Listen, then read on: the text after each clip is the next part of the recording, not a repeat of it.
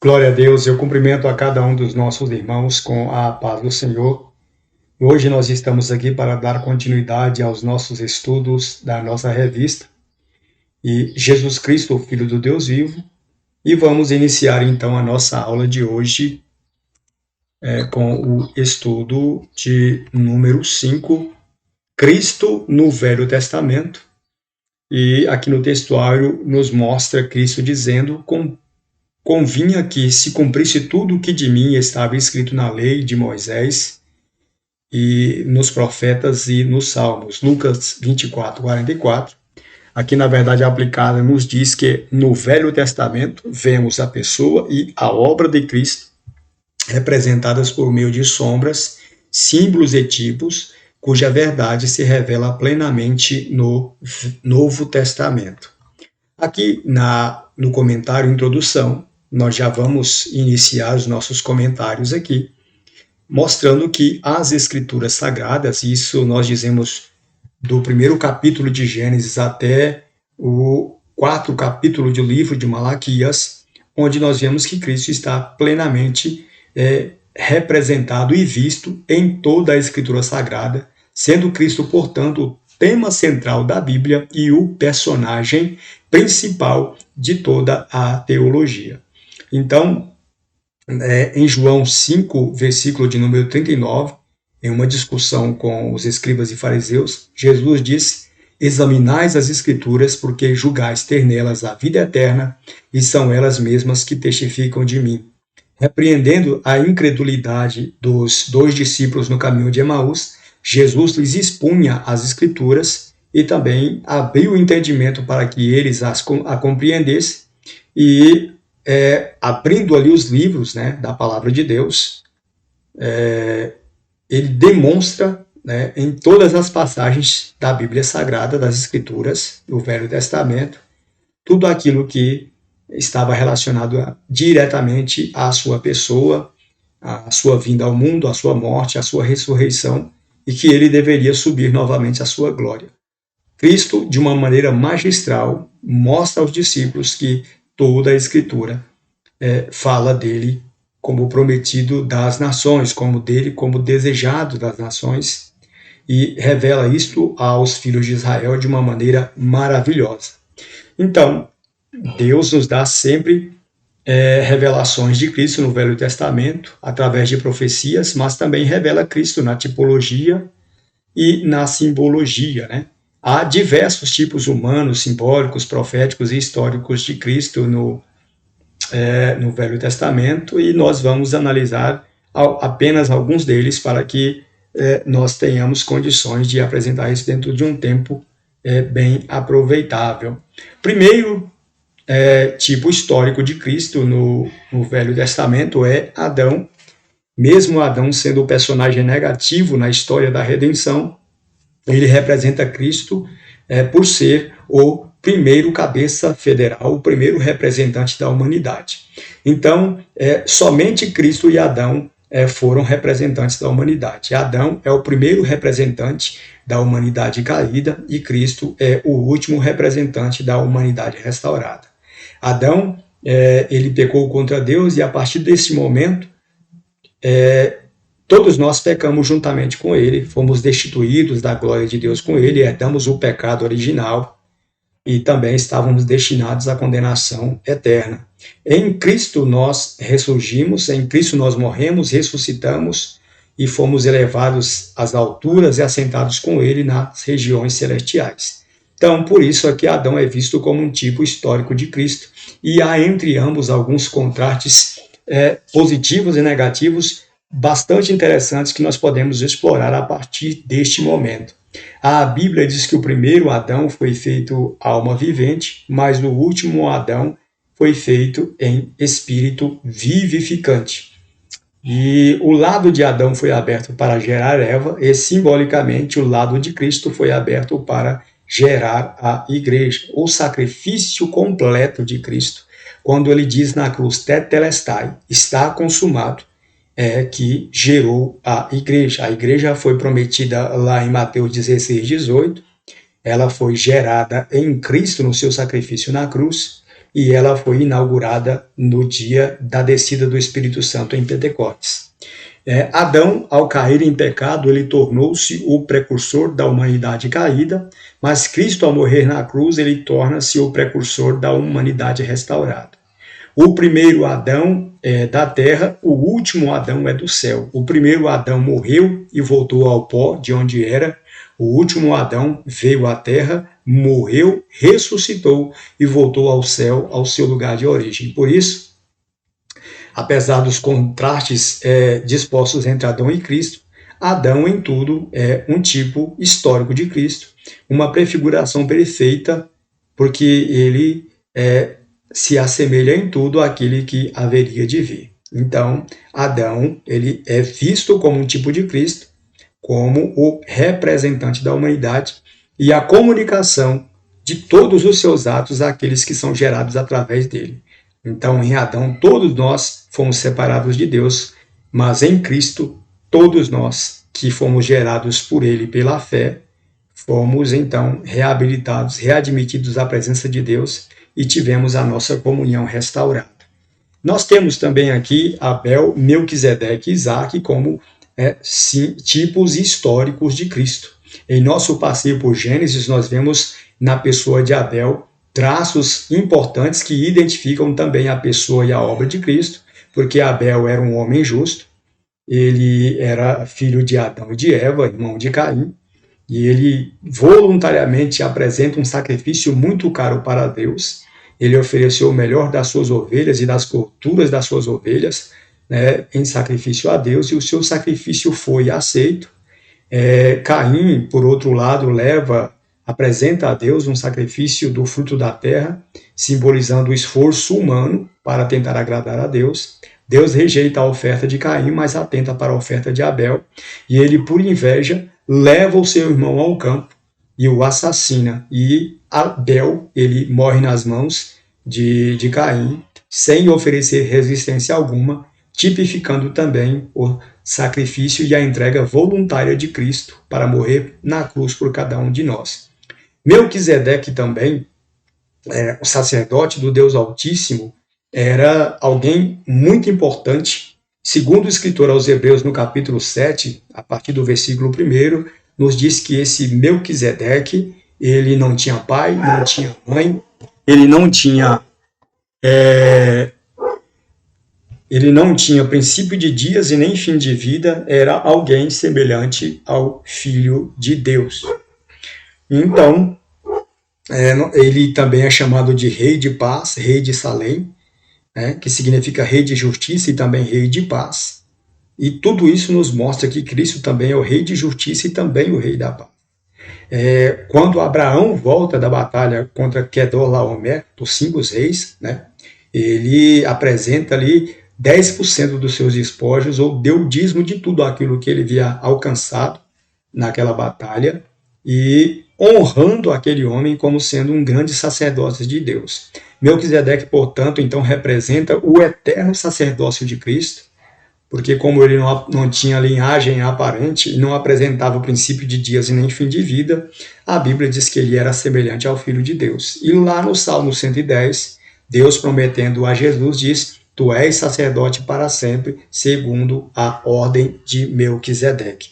Nós também temos Isaac, que em obediência à vontade do Pai, ele sobe no Monte Moriá, levando em seus ombros a lenha para o seu próprio sacrifício, e representa Cristo subindo no Monte Calvário, levando a cruz para, em obediência do Pai, voluntariamente se oferecer como sacrifício substitutivo e vicário para perdoar a humanidade. E, curiosamente, o Templo de Salomão, por ordem de Deus, foi construído no Monte Moriá, onde, séculos antes, Abraão havia dito a Isaac: Deus proverá para si o cordeiro. Isaac disse: meu pai, aqui está a lenha, aqui está o cutelo e o fogo para o sacrifício, mas onde estará o cordeiro?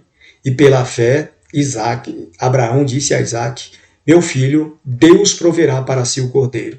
Deus então impede Abraão de imolar o seu próprio filho em sacrifício, provando a sua fé, E Abraão, por sua vez, olha do lado e vê ali um carneiro com seu chifre preso ali nos arbustos, e Deus então lhe dá aquele cordeiro e ele oferece aquele cordeiro no altar, no lugar de Isaac, prefigurando também a morte substitutiva de Cristo por nós na cruz do Calvário.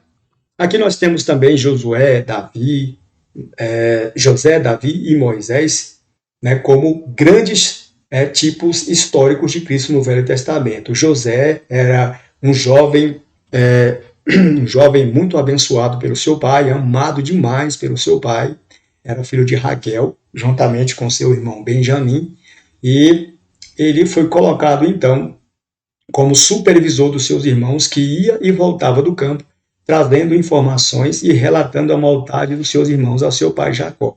Ele sempre sonhava que a sua mãe, o seu pai, os seus irmãos se inclinariam diante dele, e por causa dos sonhos dele e da posição que o seu pai lhe dava, sobressaindo sobre todos eles, eles tiveram inveja, planejaram matá-lo, depois se arrependeram, venderam ele, lançaram ele na cova, e depois venderam ele para uma caravana de ismaelitas que passava, e esta caravana o levou e o vendeu no Egito.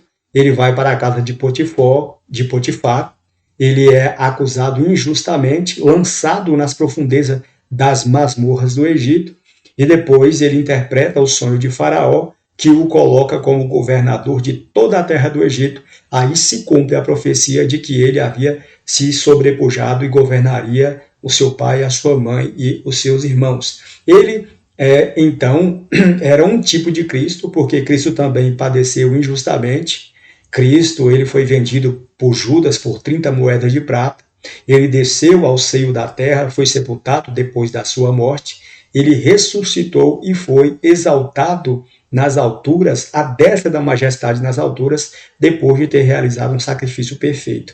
Em Êxodo também nós vemos Moisés, que em tudo tipifica a vida de Cristo, porque ele nasceu na pobreza, pessoas inocentes, crianças inocentes morreram no lugar de Moisés, morreram por ocasião do nascimento de Moisés, e Moisés também foi chamado por Deus para ser o mediador da antiga aliança, através de quem Deus também realizou os maiores milagres do Velho Testamento, e ele se tornou o libertador dos filhos de Israel da escravidão do Egito. Nós vemos então que Cristo também, inocentes morreram durante o nascimento de Jesus. Herodes, por medo de que Cristo fosse o rei de Israel, pudesse tomar o seu trono, manda matar as crianças ali que nasceram próximos do nascimento de Jesus, tentando atingir Jesus.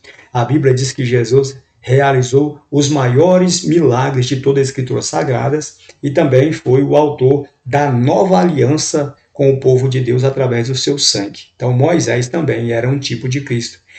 No livro de Samuel e de Reis, nós vemos Davi como um rei pastor que também nasceu em Belém de Judá, no mesmo local em que Cristo nasceu, ser um tipo de Cristo, e a própria Bíblia diz que Cristo virá para assentar-se no trono de Davi, para cumprir todas as promessas de Deus endereçadas a Davi, para que ele possa reinar no milênio como o governante supremo da terra, para que todas as nações venham diante dele e nós possamos servir juntamente com Cristo, onde Cristo estará reinando e cumprindo então o governo teocrático de Deus, que não foi cumprido pelos filhos de Israel, pelos reis de Israel, por causa da iniquidade e das alianças que eles fizeram com os reis das nações mesopotâmicas ali. Nós temos também os tipos simbólicos de Cristo. Cristo é visto em diversos símbolos ali no início da criação. O primeiro é no Fiat Lux, no livro de Gênesis. A Bíblia diz que Deus criou no princípio os céus e a terra, que a terra era sem forma e vazia, que havia trevas sobre a face do abismo, mas que o Espírito de Deus se movia sobre a face das águas. E a primeira criação de Deus foi a luz, né? E Deus disse, haja luz, e houve luz. Este foi o Fiat Lux. E a Bíblia diz que Cristo sempre se apresenta como a verdadeira luz que, vindo ao mundo, ilumina a todo homem. No Evangelho de João diz que nele estava a vida, e a vida era a luz dos homens, e as trevas não prevaleceram contra ela, né? A Bíblia também nos mostra lá em João capítulo 8, versículo 12, em que Jesus diz: eu sou a luz do mundo. No capítulo 6 do Evangelho de João, Jesus também diz: eu sou a luz do mundo, quem me segue não andará em trevas, mas terá a luz da vida. Cristo também é tipificado naquele animal inocente, que assim que Adão e Eva pecaram contra Deus, foi imolado por Deus, e as suas vestes foram usadas para cobrir a nudez de Adão e Eva, assim sendo este um prenúncio do revestimento de Cristo e de como nós seríamos cobertos dos nossos pecados através da justiça de Cristo. Cristo também é visto na árvore da vida como o fruto, cujo o fruto é o alimento que concede a vida eterna. Quando Adão e Eva, ao comer o fruto do conhecimento da árvore do bem e do mal, peca contra Deus, a sentença foi a morte e a separação de Deus. E para que eles não pegassem, alcançassem a sua mão e comessem do fruto da árvore da vida e vivessem eternamente no pecado, a Bíblia nos informa que Deus então envia 2 querubins com a espada de fogo desembaiadas, cintilantes ali, guardando o caminho para a árvore da vida, para que o homem não comesse desse fruto e vivesse eternamente separado de Deus no pecado e condenado eternamente à morte eterna. E nós vemos que isso simboliza também a pessoa de Cristo, porque Cristo é aquele que dá a vida eterna. E também, lá em João 14, versículo 6, Jesus nos mostra que ele não é apenas a vida, mas que ele é o caminho para esta vida eterna. O caminho que estava fechado pelos querubins no Jardim do Éden, agora está sendo reencontrado novamente na pessoa de Cristo, porque João 14,6 ele diz: eu sou o caminho, a verdade e a vida, e ninguém vem ao Pai senão por mim. Apocalipse 22,14 diz que o fruto desta árvore da vida serve de alimento, e este alimento concede vida eterna a todos aqueles que dele se alimentam. Da mesma forma que nós, quando nos alimentamos de Cristo, nós também recebemos a vida eterna. Na escada de Jacó também, nós vemos nela um tipo de Cristo como o único acesso a Deus, porque por esta escada subiam e desciam anjos. E Jesus disse a Natanael: porque eu te disse que te vi debaixo da figueira, você creu? Em verdade vos digo que vocês verão coisas maiores ainda. Vocês verão os céus abertos e os anjos de Deus subindo e descendo sobre o Filho do Homem, sendo esta, então, uma espécie de explicação que Cristo dá referente àquela escada que Jacó viu descendo do céu, por onde, sendo um canal por onde os anjos desciam e vinham até ele. E isso também pode ser visto, é visto por alguns teólogos como também um símbolo de Cristo.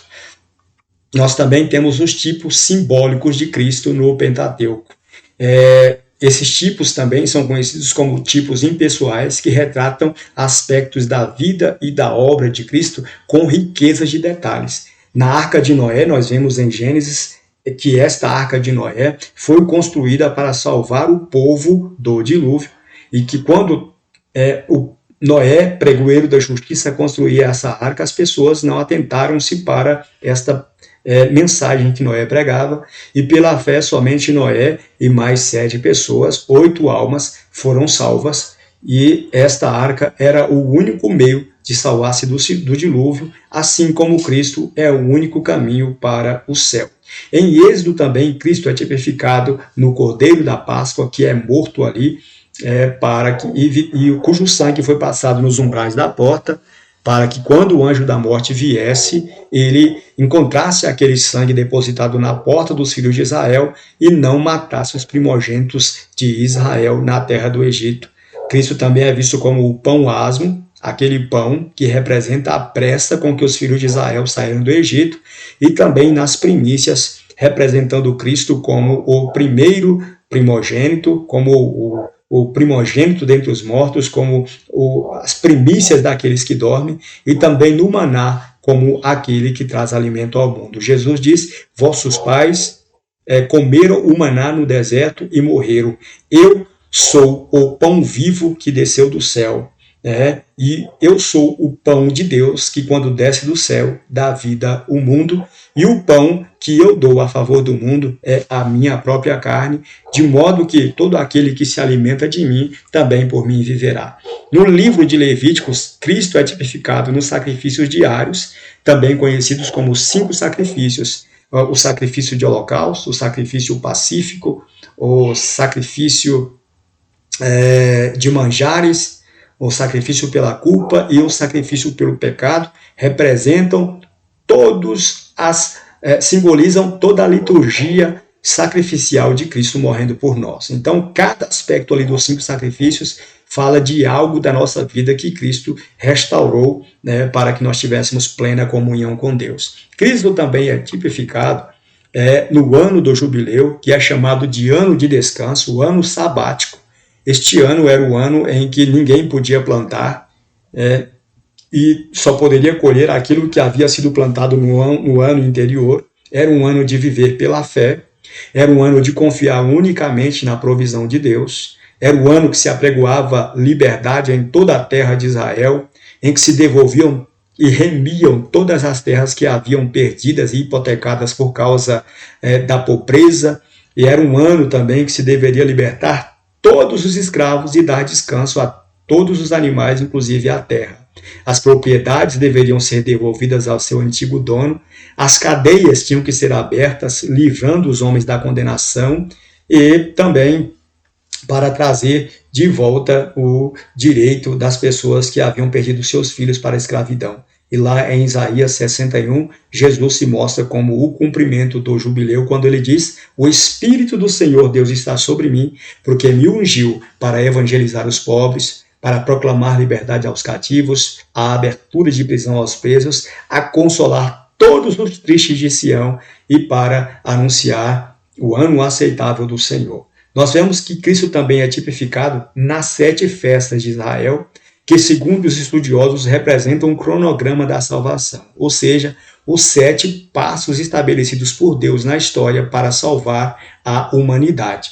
Então, nós temos 7 festas. Primeiro, a festa da Páscoa, a festa dos pães asmos, a festa das primícias, a festa do Pentecostes, a festa dos tabernáculos, das trombetas e a festa da expiação.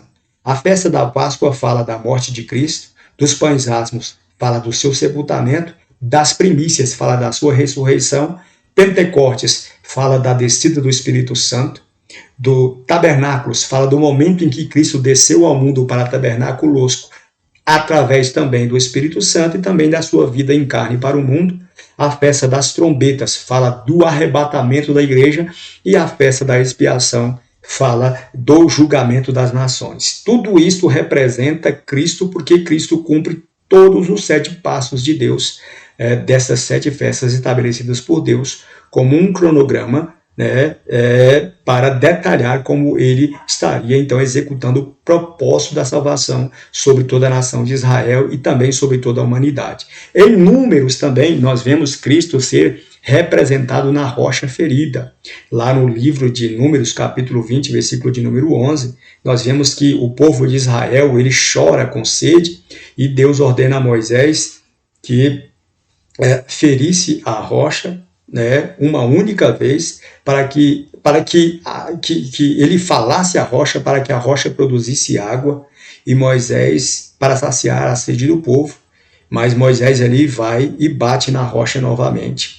E então, aquela rocha, a Bíblia diz que representava Cristo, porque 1 Coríntios 10, 14 diz que todos beberam de uma mesma pedra que o seguia, e aquela pedra era Cristo. Cristo deveria ter sido ferido apenas uma única vez, representando a sua morte na cruz do Calvário, mas Moisés o fere 2 vezes e isto custou-lhe a sua entrada na terra prometida.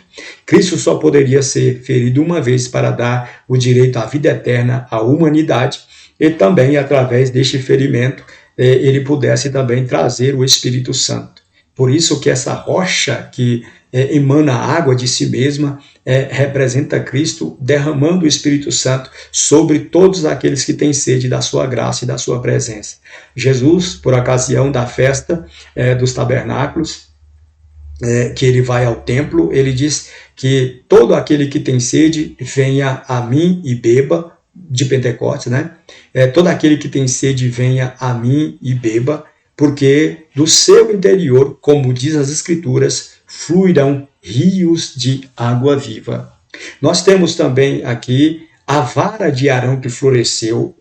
Muitos líderes das tribos de Israel questionaram a autoridade de Arão, o sacerdócio de Arão, e Deus determina que Moisés diga ao povo, aos principais, aos líderes, ao chefe de cada família, um representante de cada tribo de Israel, para que levassem as suas varas. Então, 12 varas foram colocadas diante da tenda do testemunho, lá no interior do Santo dos Santos, e a árvore, o galho que florescesse, que seria então escolhida a tribo da qual Deus daria então o sacerdócio definitivo, e a sorte caiu sobre a casa de Levi, e a vara da casa de Levi floresceu, e aquela vara produziu flores e amêndoas, representando a morte e a ressurreição de Jesus.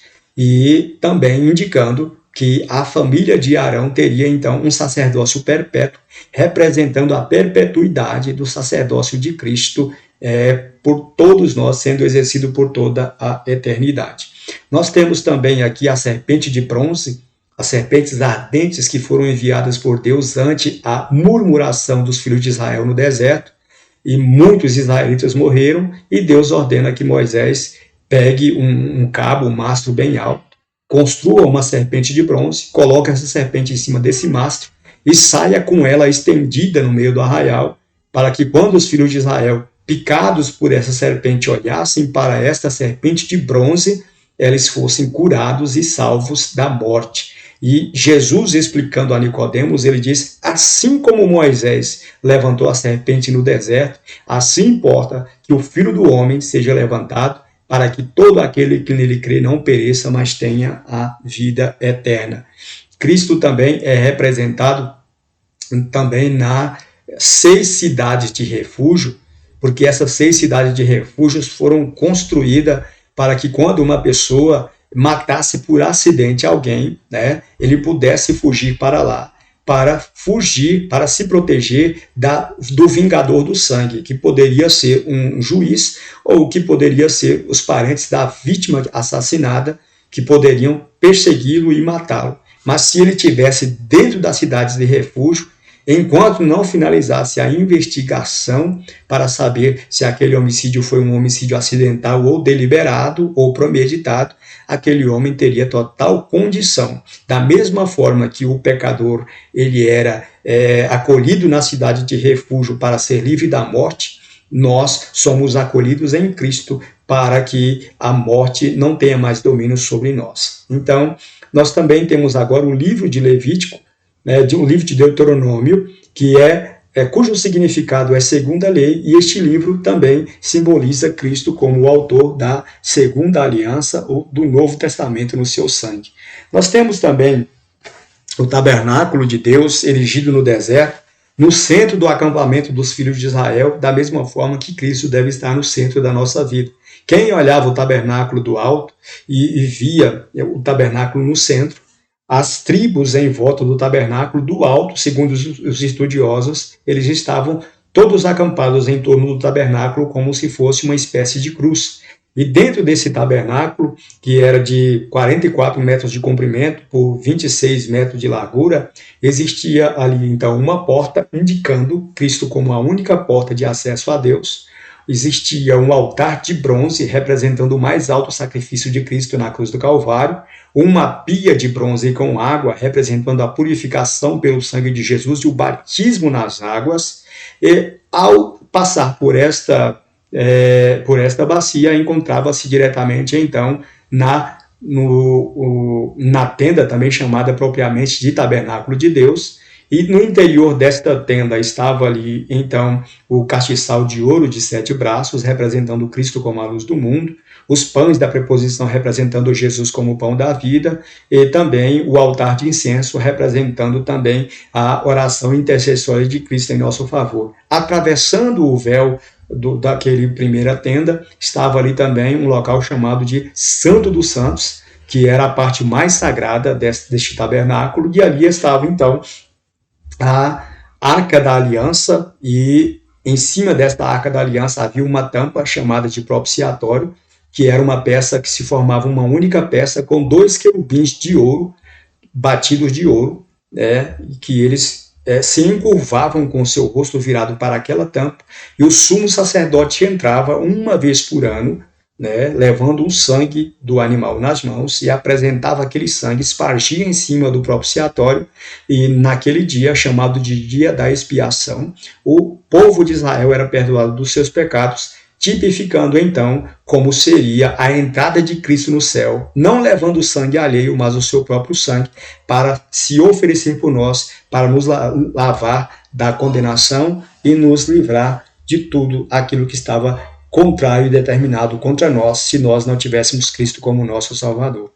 Nós temos também, aqui no tópico 3, alguns episódios chamados de cristofanias e profecias cristológicas. Nós, no tópico 3.1, nos fala de Cristo sendo representado no anjo do Senhor.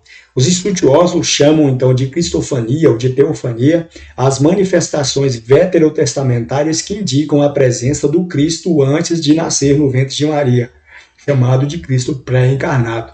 Então, a presença do Cristo pré-encarnado é vista em um personagem majestoso, e esse personagem tinha um aspecto e ações sobrenaturais, e ele sempre se identificava como anjo do Senhor e possui títulos e características que são peculiares à divindade. Então, este anjo é identificado como anjo do Senhor. Ele disse a Abraão: já que não me negaste teu único filho, deveras te abençoarei grandissimamente. Agar, ao ouvir este mesmo anjo fazendo promessas acerca do futuro de Ismael, ela diz: tu és o Deus que me vê. Este anjo também se apresenta a Moisés no Monte Horebe. Moisés viu que a sarça não se consumia com o fogo, aproxima-se para ver aquela maravilha, e o anjo disse a Moisés: descalça as sandálias dos teus pés, porque o lugar em que você está é terra santa. E a Bíblia diz que Moisés virou o seu rosto porque ele temia olhar para Deus. Ele se apresentou a Moisés como Deus de seu povo.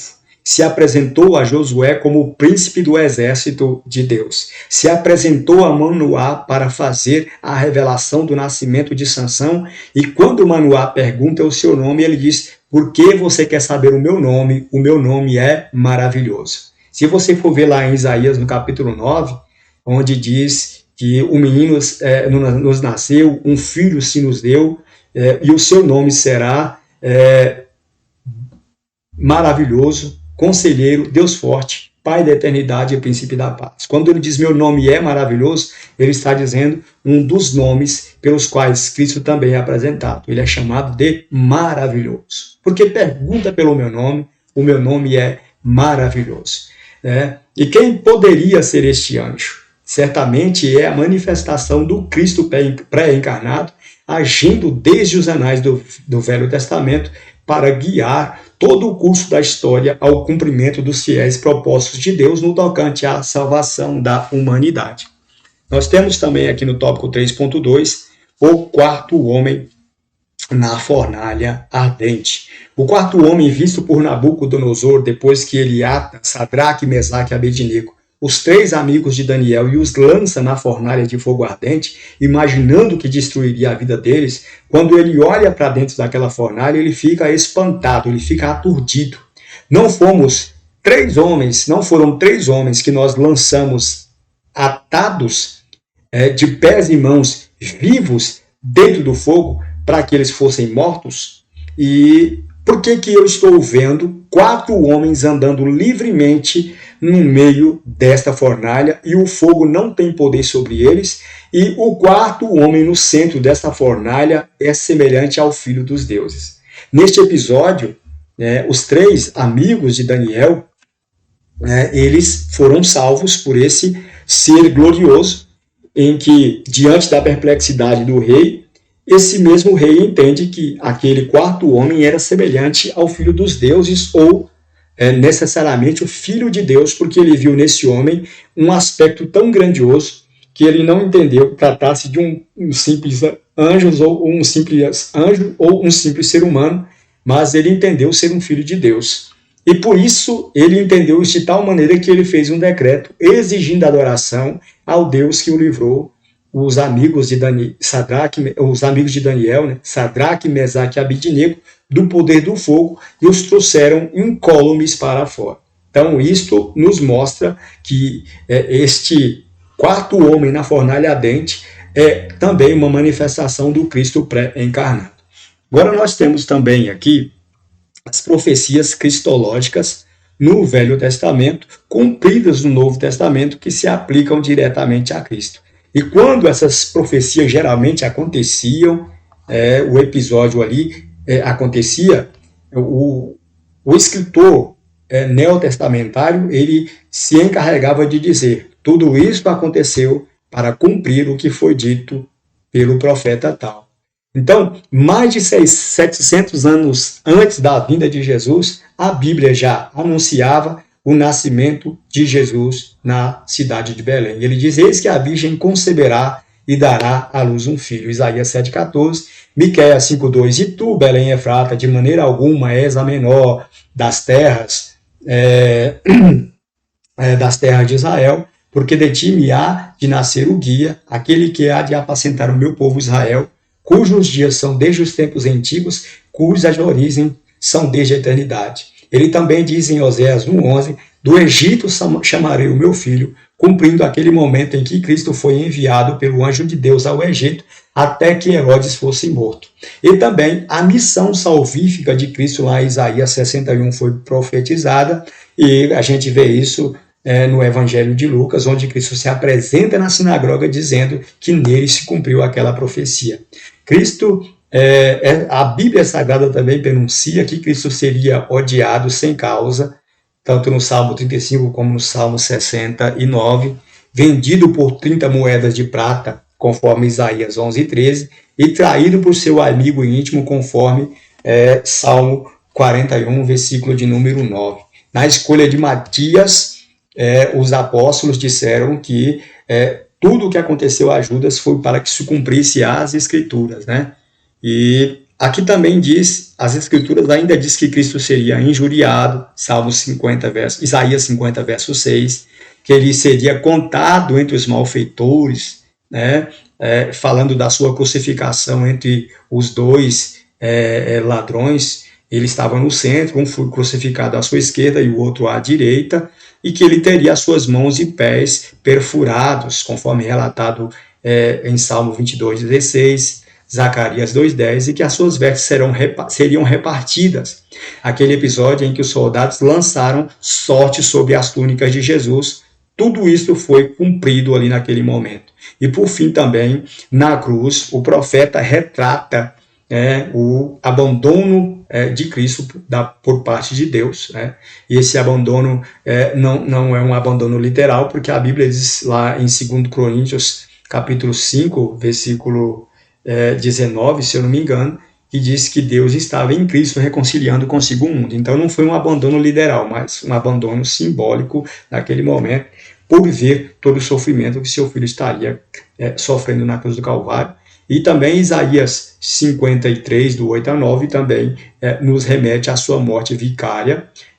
Salmo 16:10 fala da sua ressurreição e o seu retorno glorioso para governar o mundo que um dia o rejeitou, conforme Zacarias 14, do versículo 4 a 9, que diz que Cristo descerá sobre o Monte das Oliveiras e este monte será fendido ao meio, para o norte e para o sul, né? E muitas nações virão ali para prestar homenagem a Jesus. Então, aqui na conclusão diz que Cristo, no Velho Testamento, está repleto de símbolos, tipos e profecias e manifestações que o retratam em todos os aspectos da sua vida, e o que era visto apenas como sombra no passado remoto judaico agora se traduz na imagem real. Então, ficam aqui as nossas considerações. Espero que você tenha entendido um pouco esta aula e que use desses elementos aqui para explicar para os seus alunos, conseguindo fazer com que seus alunos entendam que cada elemento no Velho Testamento se aplica diretamente a Cristo. Você já terá condições de dar uma aula excelente para os seus alunos. Então, Deus vos abençoe e até a semana que vem, em nome de Jesus.